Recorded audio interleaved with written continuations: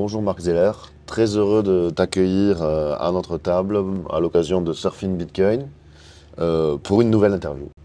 Bonjour, on se retrouve. Les années suivent mais ne se ressemblent pas puisque nous constatons, et ceux qui nous regardent, qu'on est bien en bear market. Oui. L'année dernière, on avait fait cette interview dans un palace, dans soleil. un cadre exceptionnel au soleil. Maintenant, on est dans une cave. Oh les enfers, Voilà, on est sous terre. les marchés sont terribles, mais on est toujours là pour la tech. C'est vrai, Et donc, courage. quel que soit le contexte, on vous remercie de nous regarder Oui. et on continue de travailler, quelles que soient les conditions extérieures. Ben voilà, donc on est sous terre, c'est vrai, mais écoute, le contenu sera de qualité, le cadre, on ne sait pas. Bon, moi j'ai une habitude maintenant avec les invités, voilà, c'est Nassim Taleb, Skill in the Game, c'est-à-dire qu'on philosophe, bien sûr, il y aura les idées, mais c'est le petit état du folio de mon invité. Quelle est la date? On doit être le 27 août 2022. Stablecoin, pas stablecoin, crypto, ça c'est un petit tour de folio pour briser la glace. Bah moi, tu sais, Oui, ça change pas beaucoup. Je mais- ne suis pas trader, donc ça change pas beaucoup. Ouais. Forcément, ça va choquer personne. J'ai un peu de AV. Ah oui, mais alors j'aurais besoin d'un point, effectivement. sur- Voilà. Après, j'ai de l'Ether, ça va choquer personne non plus. J'ai de moins en moins, quasiment plus de WBTC. Ah ok, ouais, mais Parce que les rendements se sont écroulés Ouais, de la finance décentralisée, Oui, ce qui est normal, puisque c'est lié à l'activité économique réelle, et aujourd'hui, les emprunteurs ne sont pas forcément là. On reviendra peut-être dessus. Et après, dans les petits trucs, ce n'est pas un conseil en investissement, bien bien sûr, hein, faites vos propres recherches. Moi, j'aime beaucoup JMX depuis un Ah moment. ouais, d'accord, ok. J'ai beaucoup aimé Chidao, j'aime encore, mais le Ouais. marché Et dur. m'a Le marché est puni. dur. Ah, mais Le marché on a- m'a puni. Mais je pense toujours que c'est un bon projet. Un vote vient de passer chez AV pour ajouter le MAI, qui est le stablecoin de Chidao. Donc Chidao, c'est un protocole un peu comme MakerDAO qui crée un stablecoin décentralisé. Et moi, je suis très fan de la diversité des stablecoins. Je pense que c'est très important C'est un sujet, hein, le stablecoin, hein. d'avoir une diversité de stablecoins décentralisés. C'est pour ça que Ok. chez AV, on est le protocole qui a le plus de stablecoins, en tout cas le plus divers. Et du coup, ouais, celui-là, j'en ai moins en proportion en Ah, dollars, oui, bon, mais c'est pas grave. c'est comme ça. hein, Tu ça. sais, ça marche par cycle. Ouais. Et après, dans les tout petits nouveaux, pas trop connus, il y a JNS, qui est un autre. Gain quelque chose? Voilà, c'est une autre plateforme de trading, Ouais, un peu comme à la JMX, GMX, mais ok, qui est ok, sur ok. Polygon. Et du coup, ça m'intéresse. Voilà. Ok. Après, il y a d'autres choses, mais Oui, non, mais c'est déjà pas mal. Tu t'es prêté au jeu. Donc ouais, j'avais ma question des stablecoins. Donc c'est vrai, gros sujet avec Tornado Cash, avec de la censure de l'USDC. Comment tu te positionnes? Donc évidemment, les stablecoins, ça permet quand même d'avoir dans les moments troublés une épargne de long terme si on a fait des profits ou d'attendre que la tempête soit passée avant de se repositionner. Mais bon, si pendant la tempête on se met sur un radeau percé, on est pas bien. ça, c'est toujours le grand souci. C'est-à-dire que si on vous offre 20% de rendement, il faut à un moment se poser non, la mais alors question là, de il y a d'où le vient VIF, le rendement. non, mais il y a l'UST, il y a l'USDD qu'on ne recommande pas forcément, mais Que je recommande pas du tout. Même. Pas du- oh, mais- Voilà, on fait pas de conseils en investissement, mais je veux bien faire un conseil en non-investissement. N'allez pas foutre vos sous là-dessus. D'ailleurs, c'était au JDSU quand j'avais tiré la sonnette Oui, d'alarme oui, sur alors Terra ça- Luna. Je crois que c'était moins d'une semaine avant l'écroulement. J'ai reçu plein de messages de la communauté qui disent merci, Ah oui, etc. Tu avais tiré la sonnette d'alarme, j'avais retiré mes sous. Remerciez-vous vous-même, puisque nous, on donne notre avis, Oui. basé sur des faits, etc.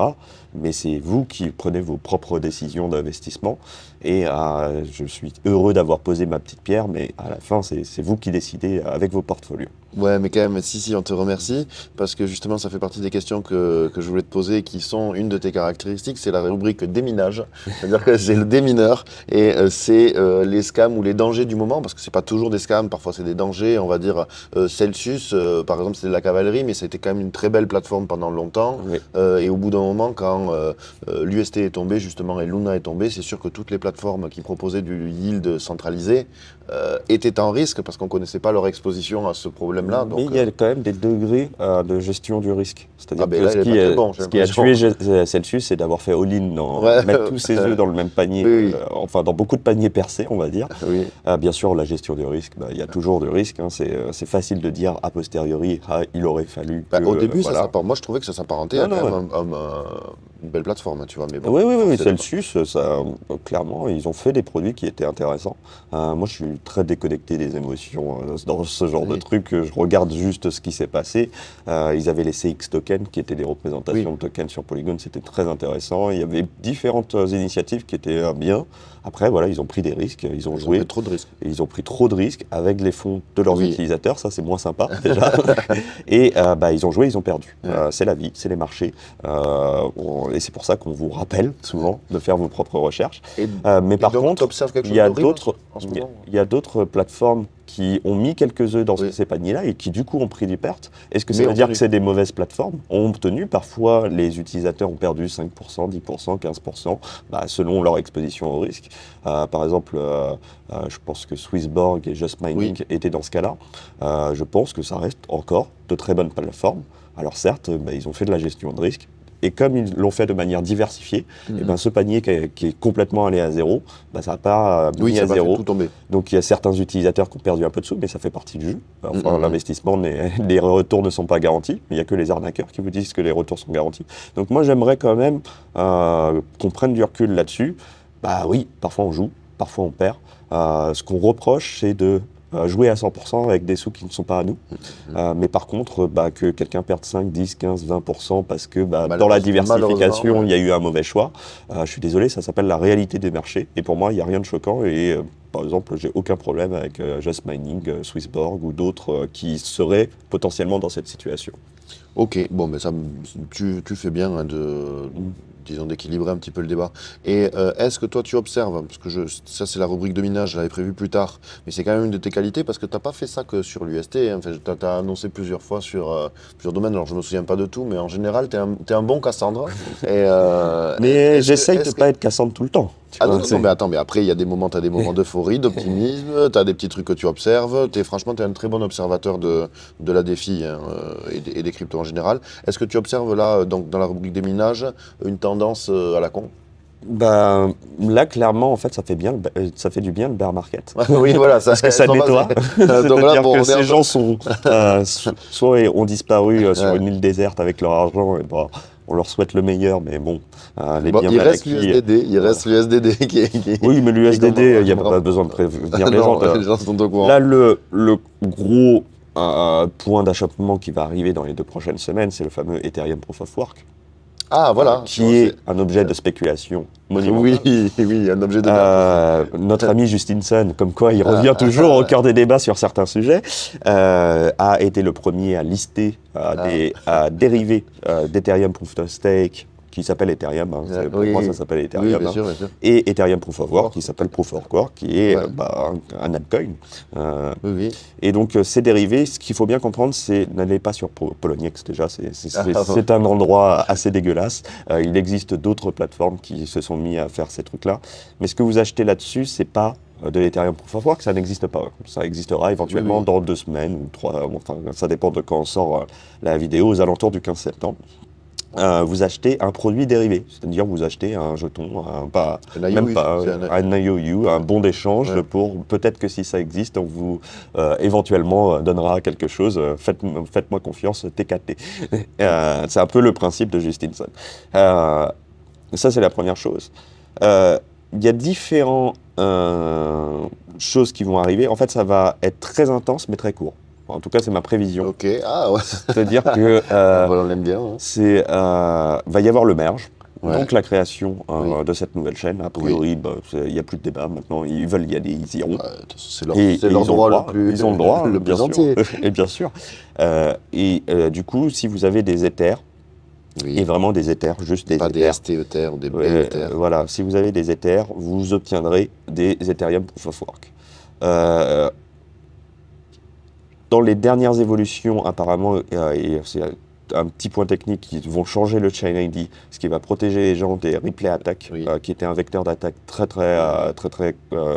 pénible, qui notamment, pour ceux qui ont connu Ethereum classique, a amené des gens à perdre beaucoup d'argent. Okay. Donc ils ont quand même, on leur reconnaît d'avoir eu cette idée de protéger un peu leurs utilisateurs. Donc le risque est un petit peu moins élevé, mais quand même ça va être la foire à la saucisse, très clairement, avec des faux AV, des faux machins, des faux MetaMask, des faux... Oui. En fait, vous allez danser dans un champ de mine. Voilà. Pour un gain qui est très incertain. Puisque en fait, la seule chose que vous avez à faire dans toute la DeFi va s'écrouler. On a écrit on a fait couler beaucoup d'encre là-dessus. Je pense que tout le monde a compris que en fait, tout l'écosystème Ethereum sur le Proof of Work va s'écrouler en quelques heures. Pourquoi? Parce que... Les stablecoins principalement, non? Les stablecoins, mais aussi la DeFi, quasiment tous les tokens. En fait, la seule chose qui aura plus ou moins de la valeur, c'est Ethereum Proof of Work. Donc tout ce qui est apporté en liquidité sur AV, sur Uniswap, etc., sur Ethereum, aucun problème. C'est comme un jour comme un autre. Sur Ethereum Proof of Work, ça va à zéro. Et donc la seule chose que vous avez à faire, c'est récupérer vos Ethereum Proof of Work, les envoyer sur un échange centralisé et essayer d'avoir des Ethers, des vrais Ethers ou autre chose en échange. Sachez que cette idée géniale, vous ne l'avez pas inventée. Je ne l'ai pas inventée pendant cette émission. Ce n'est pas une exclusivité Journal du Coin. C'est à peu près le monde entier est au courant. Et qu'est-ce qui se passe dans un actif où tout le monde veut vendre et personne ne veut acheter? Il n'y aura pas de contrepartie. A priori, ça commence en haut à gauche et ça finit en bas à droite. Et qu'est-ce qui se passe sur une blockchain? Puisqu'une blockchain, il y a des blocs avec une taille limitée et que tout le monde veut, avant les autres, envoyer ses Ethers pour pouvoir vendre avant les autres, pour que ça commence parce qu'ils savent que ça commence en haut à gauche et que ça finit en bas à droite, et ben les frais de gaz sont hallucinants. Parce que la taille des blocs est limitée, il y a un certain nombre de transactions et il faut se battre. Sachant qu'on est dans un écosystème qui n'existe pas, et dont les outils qui existent aujourd'hui sur Ethereum ne sont pas compatibles nativement.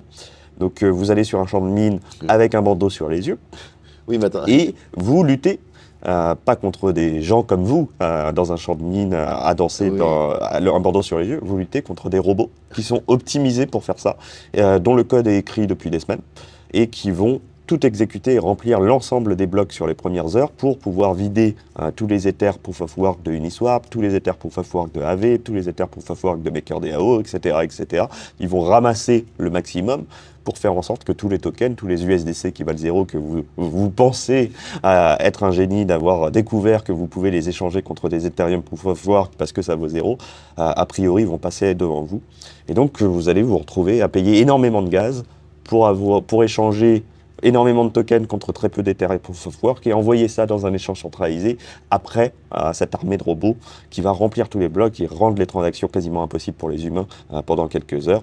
Et donc vous arriverez enfin au comptoir avec vos pépites que vous avez ramassées sur la montagne en saignant, sauf que les gens ont vendu tout leur stock avant vous. Donc en fait, il existe une alternative. Il existe une alternative, c'est de dire la ruelle vers l'or, ceux qui gagnent vraiment de l'argent, c'est ceux qui vendent des pelles et des pioches, très souvent. Et du coup, si vous allez dans la montagne, il y a très peu de chances que vous ne reveniez pas avec de l'or ou avec des soucis. Mais si vous apportez par exemple vos Ethers en liquidité sur des Uniswap V3 qui sont avec un short range, sur AV, sur Compound, sur ce type de protocole, il y a de très grandes chances que une semaine, 10 jours avant, là on a bien vu les gens qui empruntent des Ethers en avance pour pouvoir être sûr d'avoir des Ethers. Et en ce moment, on voit que le taux de rendement de l'Ether sur AV augmente. Et je pense que ce taux va devenir balistique jusqu'au jour du merge, et puis tout le monde va rembourser une seconde après. Mais en fait, vous pouvez, quasiment sans risque, mais ce n'est pas un conseil en investissement, vous dire, en fait, je ne vais pas aller jouer à ce jeu, je vais juste vendre les pelles et les pioches, c'est-à-dire la possibilité d'emprunter mes Ethers pour aller jouer dans ce monde magnifique d'Ethereum Proof of Work, et je vais bénéficier d'une semaine, 10 jours de rendement à 2 chiffres sur mon Ether. Il y a juste à déposer, il y a Exactement. rien à faire. On clique, on reste sur Ethereum. Et les sous, parce que ce qu'il faut rassurer aussi pour les gens qui sont sur Ethereum, c'est qu'avec le merge, du point de vue de l'utilisateur, il n'y a rien à faire. Voilà. Pour Et- pour ceux qui vont faire les faux sur Ethereum, Proof of Work, bon, Bah, ça leur ils prennent leurs appartient. risques, Ça c'est leur leur... oui. appartient. Mais Mais quelqu'un qui voudrait rester sur Ethereum pourrait très bien prêter ses liquidités dans AV par AV exemple ou ou un ailleurs. autre, Tu en as bien cité sûr. par Fairplay, tu en as cité plusieurs. voilà, Et, on est mieux chez AV, n'est-ce pas? voilà. Et ça, moi, ça va être ma stratégie personnelle. C'est-à-dire que mes Ethers qui ne sont pas stakés, la plupart Et- des... Et moi, je me pose une question. Oui. Ouais, non, ça sera. Et donc, je les mettrai sur AV personnellement. Bah, on va pas Ouais, ouais. me Oui, non, me non, reprocher d'utiliser mes propres produits. Et je compte bénéficier d'une belle semaine, voire de 10 jours, de très haut rendement sur mon Ether. Mais ça fait quand même plaisir. Voilà, je vends les pelles et les pioches aux aventuriers. Hein. L'histoire, Chacun, voilà, l'histoire a prouvé Oh, il y en a que... bien deux, trois qui trouvent des pépites. Voilà, Là, il y en a. c'est beau cette année. Donc c'est, Exactement. Et moi, la question que je me pose, à laquelle tu ne pourras probablement pas répondre, mais c'est qui achète ces ETH Proof of Work? Ah, pas moi, en tout Ouais, cas. ouais, je sais pas. Et a priori, Moi, ça pas me- vous. Ouais, moi, ça me surprend toujours parce qu'effectivement, ceux-là, ils sont diaboliquement contrariants. Donc, Ouais. tu vois, et mais bon, peu importe. Bah, après, le truc, c'est que j'ai l'impression qu'ils essayent de faire le pari que ça va devenir le nouvel Ethereum classique. Et effectivement, Ethereum classique a sa petite Oui, oui. communauté, a son intérêt. Moi, j'ai rien contre Ethereum classique et ça existe depuis longtemps. Le seul problème, c'est que Ethereum classique se pose sur des bases idéologiques qui sont importantes dans l'histoire d'Ethereum. Oui, Ethereum classique, c'est l'Ethereum original. oui, oui, oui. Qui souhaite rester en proof of work, par exemple, Oui. et a quand même une petite communauté de Oui. développeurs. Elle est bien sûr de 1% de celle d'Ethereum, mais elle est tout à fait honorable et tout à fait respectable. Ethereum Proof of Work n'a rien Eh de ben, tout ça. ouais, ouais, N'a ouais. pas l'avantage d'avoir une idéologie particulière, sauf l'idéologie de gagner beaucoup d'argent en très peu de temps. Alors en tout cas, de faire ce pari-là, mais personne n'a de vision long terme de ce côté-là de la barrière. L'exclusivité du Proof of Work, elle s'appelle Ethereum Classic, cette date de 2016, les amis, et ça marche très très bien. Donc il n'y a aucun développeur, aucune communauté et aucune idéologie. A priori, ça va nous animer beaucoup de débats sur les prochaines semaines. Il va y avoir le merge. Tout le monde va parler de ça que pendant 3 jours, une semaine. Et puis, dans 3 mois, on n'en parle plus. Ouais, c'est ce que tu disais, ça va être intense et rapide. Voilà, intense, rapide. Et puis, moi, je Et moi, préfère je- vendre les pelles et les pioches. Ok. Bon, ben, merci. De toute façon, c'était un point, ouais, c'est un point essentiel. Donc, j'étais curieux aussi sur. Est-ce que tu as un avis éclairé? Donc, c'est le merge, c'est un des sujets du moment. Un petit avis, on va dire, philosophique ou empirique vis-à-vis du proof of stake par rapport au proof of work. Je crois que c'est le sujet en ce moment d'une Oui, table oui. déchaînée. Est-ce que tu aurais un petit résumé, plus ta vision à toi, quoi? Pour la même raison que je suis absolument opposé à ce que Bitcoin passe au proof of stake, ce qui serait complètement débile, hein, mais Oh, ok. de temps en temps, on le voit passer. Hein. C'était dans la table ronde, Ah, un ok. journaliste qui dit « Mais ce serait quand même vachement mieux si c'était écologique. » Bon, bref. Ah oui. Voilà. D'accord, Bref. ok. Pour la même raison que je pense que le proof of work est l'algorithme de consensus parfait pour Bitcoin, Oui. et il n'y a pas besoin d'espérer, a priori ça va, ça va rester, ça va rester. Bah si, moi j'ai quand même, à ce propos, j'ai quand même une petite angoisse, mais bon, elle est dans les temps lointains, c'est le passage, tu vois, du mode de subvention par l'inflation vers... Ça, c'est un sujet de débat auquel je veux bien communiquer là-dessus. Mais voilà. Mais le proof of stake, en fait, c'est naturel pour Ethereum. En fait, on est sur deux qui a choses été, je complètement pense que différentes. c'était prophétisé depuis le début, enfin en tout cas C'est c'était, depuis le premier jour. En voilà. fait, Ethereum a toujours considéré que le proof of work était la moins mauvaise des solutions. Et du coup, a adopté le proof of work en tant que mal nécessaire, entre guillemets, par rapport à la philosophie d'Ethereum sur ce moment-là, et souhaitait, dès le début, être en proof of stake. Mais ça a une qualité, par exemple, le proof of work a quand même une qualité en dehors une qualité au niveau de la distribution. C'est un modèle distributif des coins oui. qui est pas mal. Mais Et en donc, fait, qui a été utile parce que... mais d'un point de vue technique, le proof of stake, c'est très utile.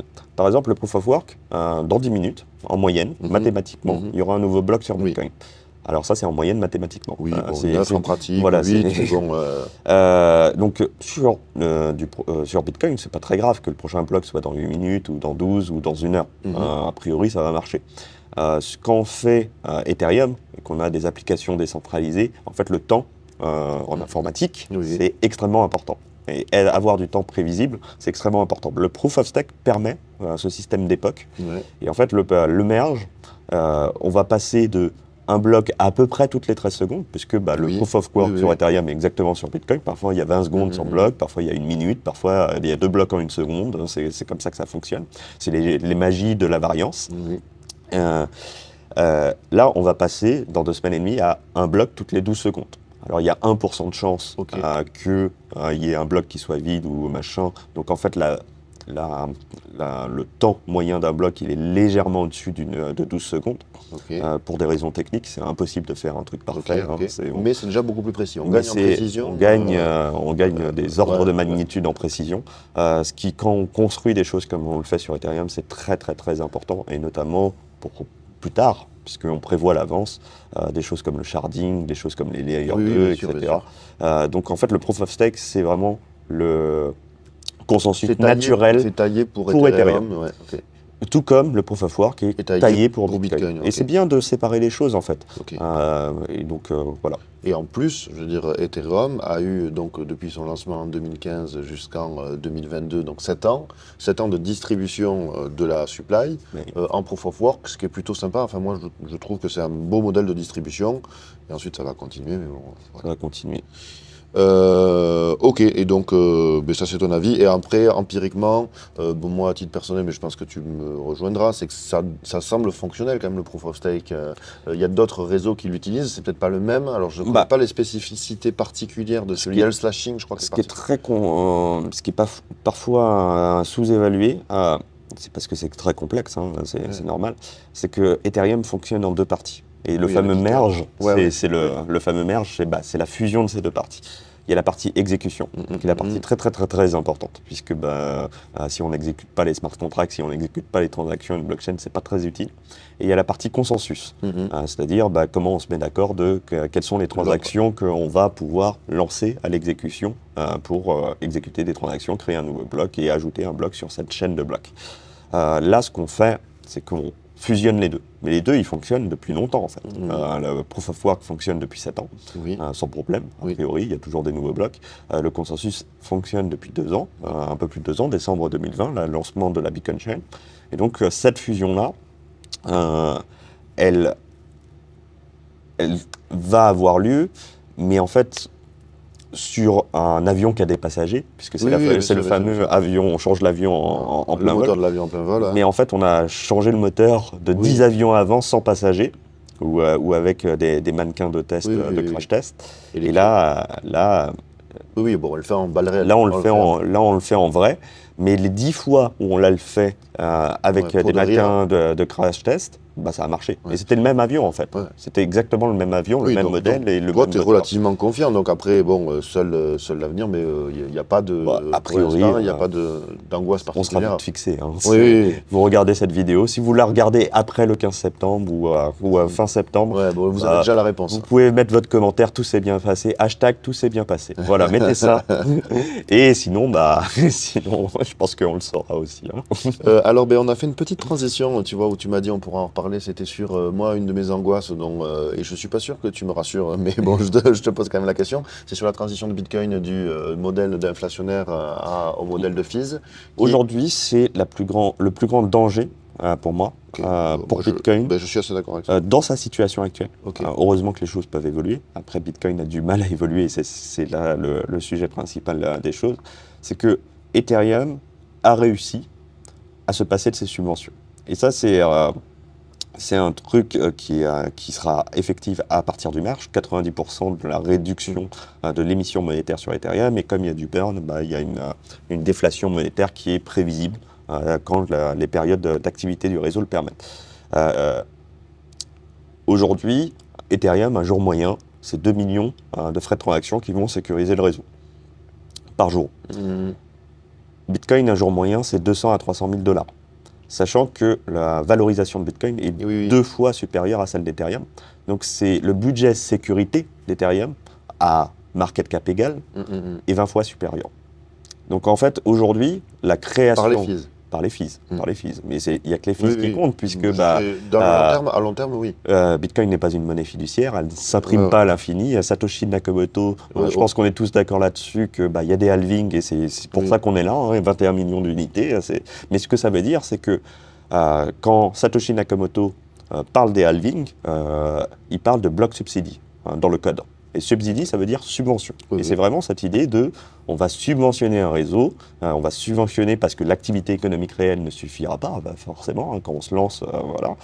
Et le block reward, c'est ça, c'est une subvention. Et l'idée, c'est qu'à un moment, les frais de transaction, l'activité économique réelle, suffisent à permettre aux mineurs de gagner leur croûte et ne pas débrancher leur machine.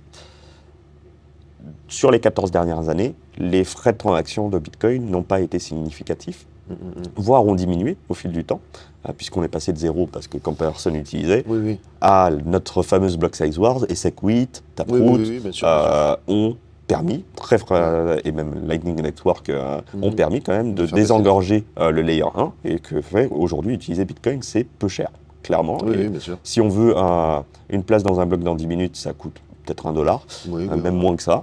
Et si on est prêt à attendre 1 heure ou 2, ça coûtera quelques centimes. Et clairement, ça coûte pas cher.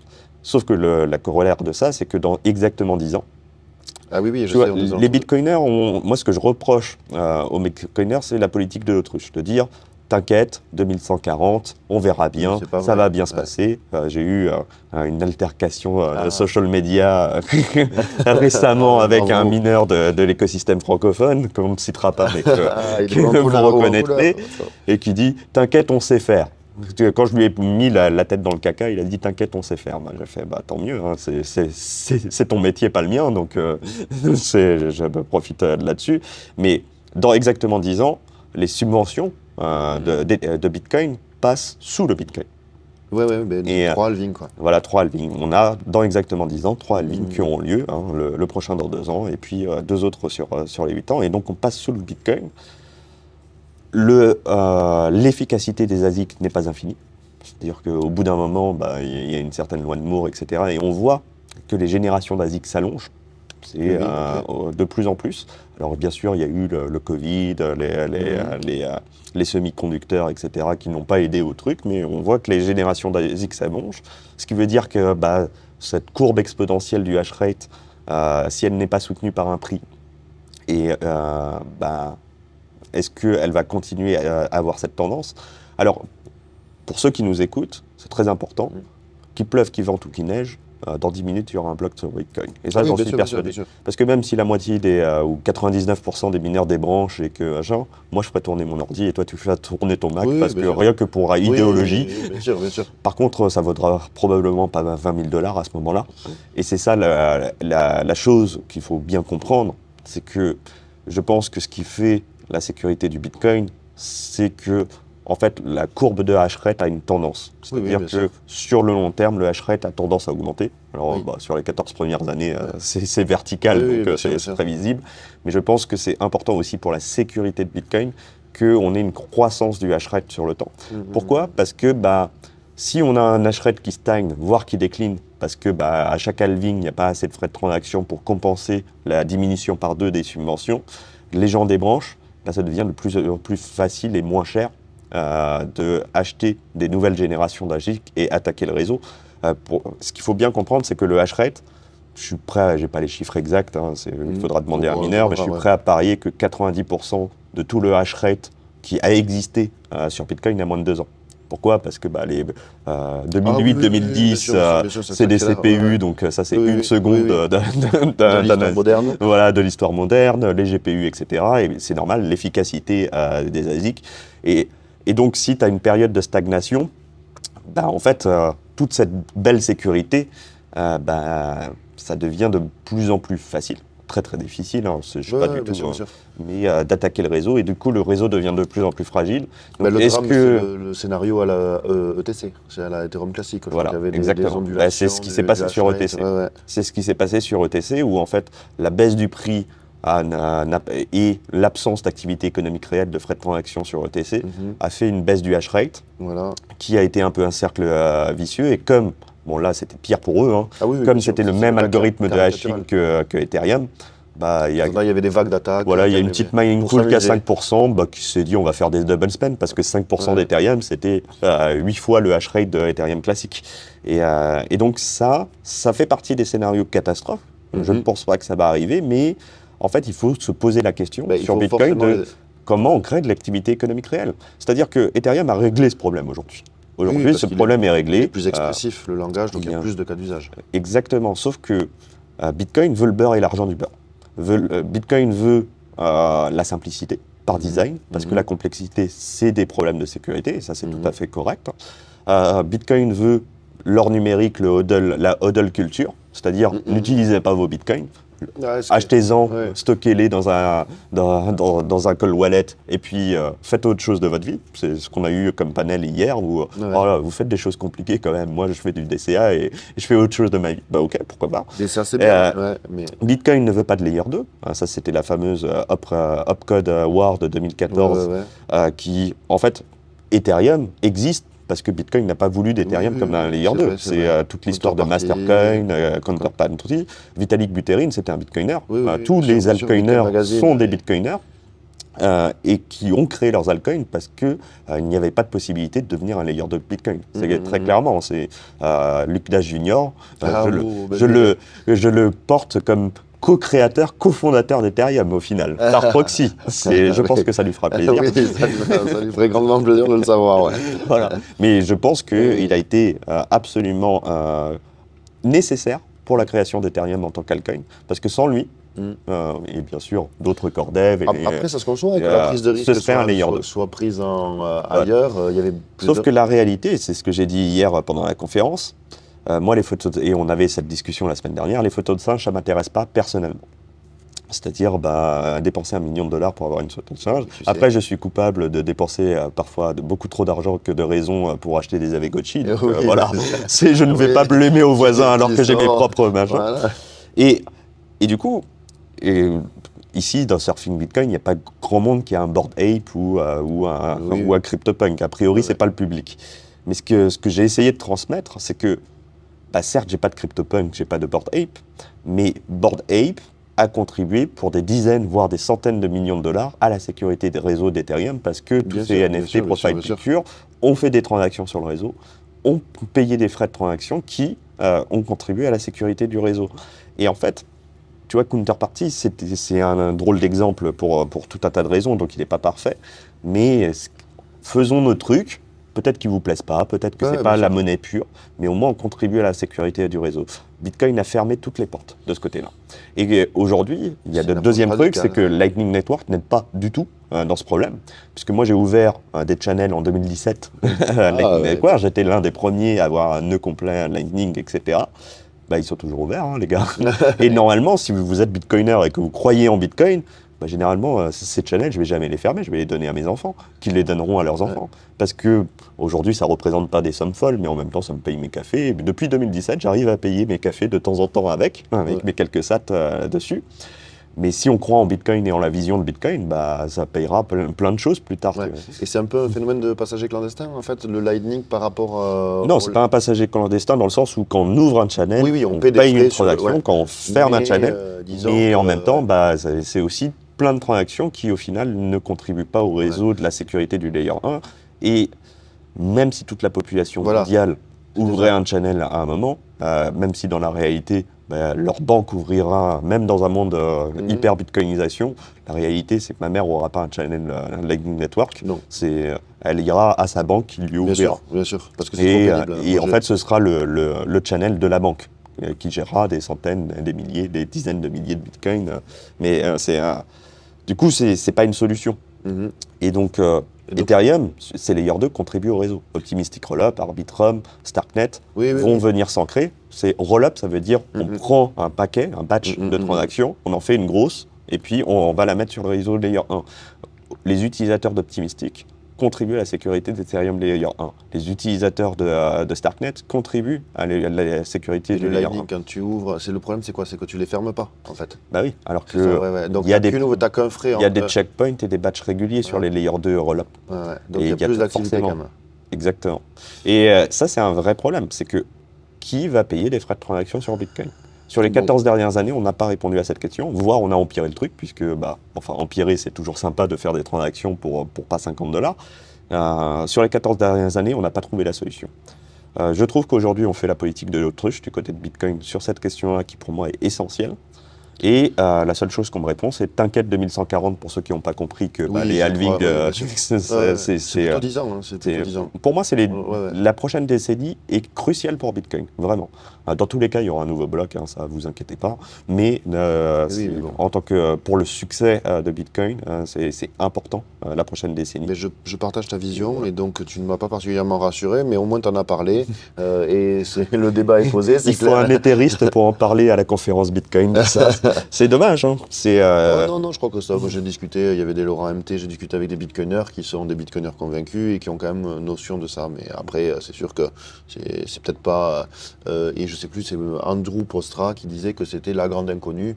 Parce que l'autre chose qu'on connaît pas, c'est est-ce qu'on connaît des réseaux Proof of Work qui fonctionnent sans inflation. Alors, ça aurait pu être le cas avec Ether, effectivement. Ça aurait pu être le cas d'Ethereum. Très clairement, il y a eu un choix de Proof of Stake pour des raisons techniques. Oui. Donc c'est pas antinomique. C'est pas antinomique et ça a marché pendant, là ça fait 2 ans que les frais de transaction sont élevés sur Ethereum et du coup oui ça aurait fonctionné en Proof of Work.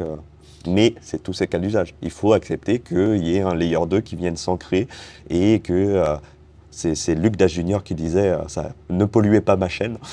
Genre, comme si Bitcoin lui appartenait, mais bon, ça c'est. Non, mais c'est à l'époque. Allez voir l'article, si vous pouvez le mettre en description, de BitMEX Research qui est sur les Up Return Wars, qui est absolument excellent. Oui, je l'ai vu, je vois ça. N'hésitez pas à le mettre en description. Ok, on le fera. Ou en commentaire s'il n'est pas. Mais, clairement, c'est. Au bout d'un moment, c'est pas parce que ça nous plaît pas. Un réseau doit être neutre. C'est-à-dire, c'est pas parce que ça nous plaît pas ou que ça nous intéresse pas, si ça contribue à la sécurité du réseau, c'est valable. Oui, bien sûr. Et ça, c'est ma philosophie comme un galeriste par rapport à NFT, une image, ce serait un galeriste d'art qui vend des tas d'œuvres que la plupart des gens trouvent très laids, mais bon, qui a une attractivité et qui paie ses impôts locaux. Voilà. Tu vois, on va pas aller lui faire un procès. Voilà, lui brûler sa galerie parce que ces tableaux sont moches. Voilà, ok. Et bon, alors là, c'est un format court, hein, donc on arrive vers la fin de l'interview. On se reverra. De toute façon, on se voit régulièrement. Il faut que je te paie un kebab. Donc, il n'y en a pas à Biarritz. Alors là, je tiens, franchement, si vous êtes du Pays Basque, faites quelque chose, il n'y a pas de kebab. Et moi, c'était tu es depuis, je sais pas combien de temps dans la crypto, mais depuis longtemps. Depuis un moment. Voilà, la question c'est, est-ce que c'est les enseignements, ça c'est le petit retour sur expérience. Donc tu as dû avoir des réussites, des erreurs, des machins. À froid, quelles sont les convictions? Bon, tu en as donné, hein, mais des petits conseils, en fait. Qu'est-ce que tu referais pas? Qu'est-ce que tu conseillerais de faire? Est-ce que tu as un moment de sagesse à nous offrir? Déjà, quand on vous partage des choses, c'est pas parce qu'on est des gens intelligents, c'est pas parce qu'on est des sages, etc. C'est que en fait, on a juste un cycle d'avance et du coup, toutes les erreurs on les a faites. Moi, dans mon cas, c'est bien sûr. Moi, je suis spécialiste de ce qu'il faut pas faire. Les pires bourdes, on les a faites. Et en fait, on a pris les coups à votre place et on vous dit bon, les gars, là, Terra Luna, on a vu un truc qui ressemblait, qui s'appelait Basis dans le cycle d'avant. C'est chaud. Et généralement, c'est pas de la condescendance, c'est pas du mépris, c'est pas du on sait mieux que vous, etc. C'est juste. C'est de l'expérience. Voilà, on est aussi con, clairement. Moi, je me considère pas comme malin. J'ai fait toutes les erreurs et du coup, je prends cette expérience et je vous la partage en espérant que vous puissiez les éviter sans avoir à prendre les coups. Ça, c'est un peu le principe. Un message que tu dis souvent, c'est faites vos devoirs. Voilà, c'est-à-dire travailler, quoi. À un moment donné, c'est pas magique. Il faut se renseigner un petit peu. Exactement. Et pour moi, il n'y a rien de méprisant. La communauté soutient vraiment beaucoup. On a de la chance, hein. Franchement, dans la communauté francophone, on a une bonne communauté. Merci de votre soutien. Merci Marc de venir nous instruire. Hein. Non, mais il y a toujours un petit pourcent qui dit d'où tu me dis de faire mes devoirs, machin. Et je fais. Les gars, c'est pour vous en fait, je m'en fous. Hein. C'est que vous fassiez vos recherches, que ça marche pour vous ou pas, a priori, ça va rien changer pour moi. C'est vraiment par pure envie de partager des choses avec vous. Quoi. Ok, et toi avec un petit focus évidemment sur finance décentralisée. La finance décentralisée, c'est ce qui me passionne. Hein. Un petit focus sur Ethereum aussi, hein, on va pas se le cacher, mais je continue de dire, on reste un bitcoiner. Et surtout, dans les TOS, là, discours de l'année dernière sur les TOS. Moi, ce que j'aime bien dire, l'année dernière, la phrase choc, c'était que AV était le premier protocole Bitcoin, ce qui est vrai en termes de dépôt de Bitcoin. On a plus que sur Lightning. C'est toujours vrai cette année. Mais il le flippening des t-shirts est arrivé. Ah. Je ne sais pas si tu as remarqué, Ah non, je- mais dans la conférence, moi là j'ai un t-shirt AV, il y a Ah. beaucoup de gens avec des t-shirts AV. Ah, attention, Et- non, regarde, moi je représente. Bah, mais voilà, une là c'est émission. 50-50, donc on est à la moitié du flippening, attention. J'ai vraiment l'impression que il y a aussi ce truc de, même dans les conférences Bitcoin Ah oui, oui. maximalistes, Non, non, il y a le beaucoup public, de le public est divers. Hein. Le public est de plus en plus très divers. Et ça permet d'avoir un peu une évolution des choses. Ceux qui n'étaient pas allés à cette édition de Surfing Bitcoin en se disant oh là là, ça me fait peur, il y a des maximalistes, ils vont être méchants. Ah non, non, c'est clairement, super, ouais. c'est une bonne ambiance. C'est bien de voir aussi d'autres points de vue. De Ça se se chamaille confronter à- gentiment jusqu'à présent. Il n'y a pas de bagarre à ma voilà, non, connaissance. le popcorn est Le est pop- bienvenu, quoi. Il est. Exactement, les gens ont bon fond. Je pense qu'on partage une passion commune. On en parlait l'année dernière. Oui. Il y a un ethos qui est très commun dans toutes ces choses. Et n'hésitez pas à venir l'année prochaine si ça vous intéresse. On y est bien à Biarritz à Mais chaque c'est fois. Moi, je serai là l'année prochaine. Eh bien, écoute, moi, je te réinterviewerai avec plaisir l'année prochaine et on verra les nouveautés. Merci, Marc, pour ton temps. Merci et beaucoup. à bientôt. Et allez voir l'article sur BitMEX et puis faites vos beaux travaux.